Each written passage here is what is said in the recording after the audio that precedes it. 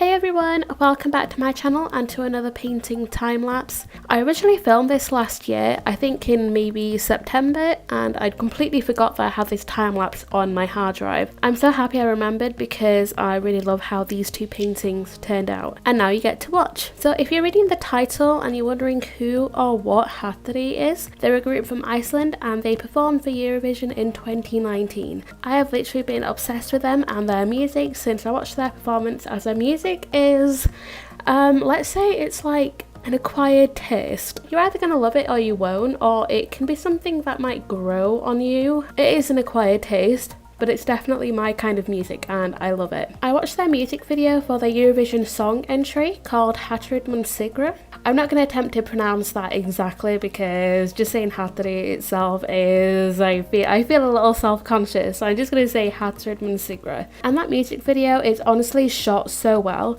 I love the imagery and the opening scenes, which is where I got the inspiration for this painting. The angles are quite unique, the colours are quite bold and contrasted. There's a lot of cool blues and some warm reddish tones, so just seeing the opening scene I was like, right, okay, I want to paint these two shots. I believe there's maybe 5 or 6 members to Hatari, but in most photo shoots it's just 3 of them. So these two guys and another one called Matthias. Matthias or Matthias?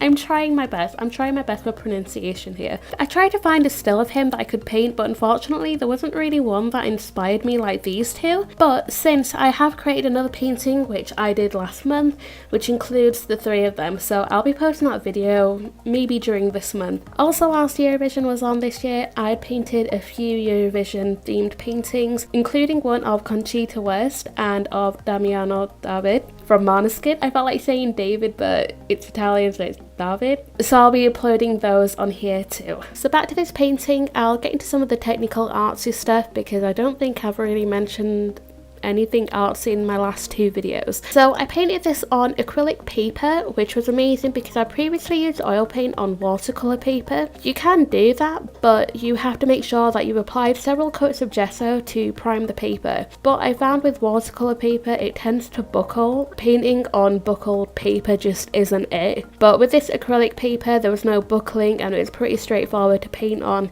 and also it was really smooth, so I really liked it. So I'd measured out the sizes for the paintings because I knew that I was going to add them to my Moleskine sketchbook, which you'll see at the end. I normally work out the size of the paper and make sure the image that I'm working from it matches that size, and then I draw it out from there using the grid method. With every painting I use a limited palette and I spend literally an hour or so mixing all the colours that I'll be using. I'll list all of the colours that I've used in the description, but I generally like to keep it limited so I have full control of all the colours that I'll be mixing. As for a medium, I believe I used a mix of linseed oil and liquid. It just allows for fluidity as well as helping it dry a bit quicker. When it comes to blending the colours, I don't blend on the paper or the canvas. Basically, whatever I'm working on, I don't blend on the surface. I like to make transitional colours, and when you layer these colours on top of each other, they tend to sort of like blend in together. If there are any harsh edges, I'll use a soft fluffy brush and gently brush over the edges just to soften it. I try not to do it too much though, because sometimes an overly blended area, it can look a little bit flat,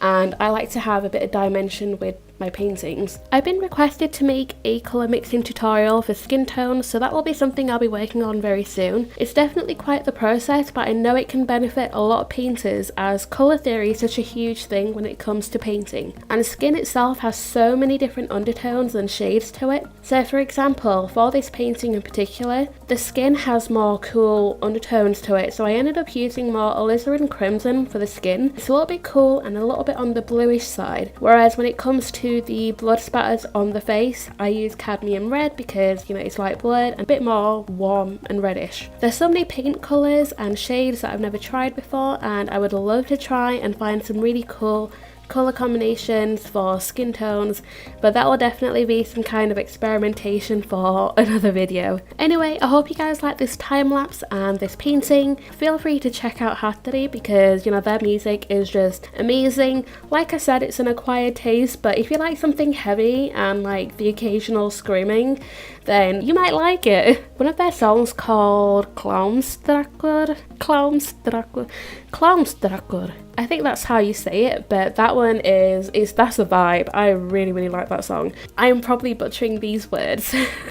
If you do check out their music, let me know what you think. If you don't like it, that's fair enough. Feel free to hit the like button and subscribe to see more videos, paintings, vlogs, time lapses, that sort of stuff. Thank you for watching, and I will catch you all in my next video.